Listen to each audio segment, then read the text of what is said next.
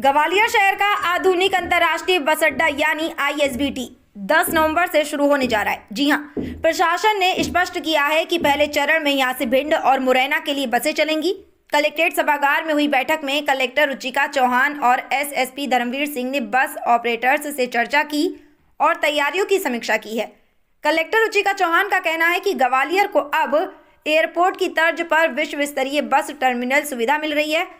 Collector ने बताया कि ये सामूहिक जिम्मेदारी है कि नागरिकों को इस नई सुविधा का पूरा लाभ मिले। उन्होंने सभी बस ऑपरेटर्स से अपील की है कि वे 10 नवंबर से नियमानुसार बसों का संचालन आईएसबीटी से शुरू करें।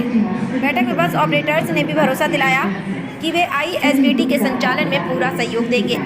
प्रशासन ने स्पष्ट आदेश दिए हैं कि 10 नवंबर से भिंड और मुरैना की ओर जाने वाली कोई भी बस वर्तमान बस स्टैंड, गोला का मंदिर या बहोड़ापुर से नहीं चलेगी। सभी परमिटेड शुदा बसें अब आईएसबीटी से ही संचालित होंगी। सुरक्षा की दृष्टि से पूरा आईएसबीटी परिसर सीसीटीवी कैमरों की निगरानी में रहेगा और यहां पुलिस चौकी भी स्थापित की जाएगी। यात्रियों की सुविधा के लिए शहर के प्रमुख स्थानों, पुराने बस स्टैंड, रेलवे स्टेशन और बाजार क्षेत्रों से आईएसबीटी तक ई रिक्शा और विक्रम वाहनों की रूट और किराए तय किए जा रहे हैं ताकि लोग सस्ते और सुगम साधन से वहां पहुंच सकें। कलेक्टर चौहान ने चेतावनी दी है कि बिना परमिट सवारी ढोने वाले इको, जीप, ऑटो या टमटम जैसे वाहनों के खिलाफ सख्त कार्रवाई की जाएगी। उनका कहना है कि बसों की फिटनेस, फायर सेफ्टी और सभी जरूरी दस्तावेज मानकों के अनुसार होने चाहिए। आईएसबीटी का संचालन शुरू होने के 15 दिन बाद व्यवस्थाओं की समीक्षा फिर की जाएगी ताकि यात्रियों की सुविधाओं में और सुधार किया जा सके।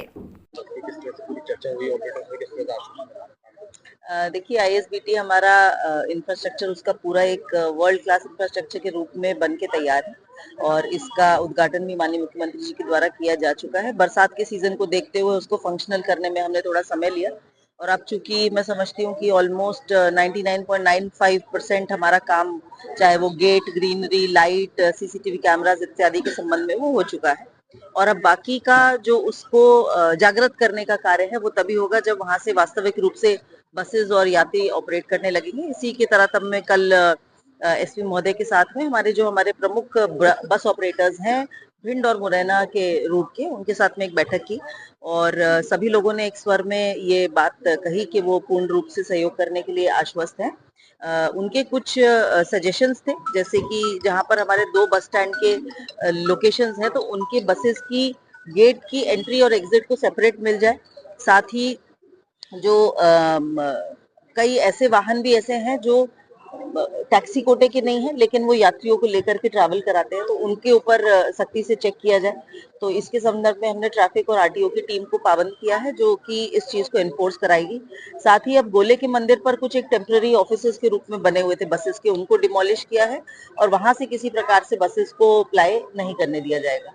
मैं समझती हूँ कि जब भी कोई नया प्रोजेक्ट या कोई नया सिस्टम एस्टैब्लिश होता है तो शुरुआत में उसको स्टार्ट करने में कुछ आप कह सकते हैं कि कुछ छोटी मोटी गैप्स आती हैं, ब्रेक्स आते हैं, लेकिन एक बहुत ही बेहतर सिस्टम की तरफ यहाँ हमारा पूरा बस स्टैंड मूव करने जा रहा है और सभी लोगों को इसका, यात्रियों को भी और इवन बस संचालकों को भी इसका आनंद आएगा।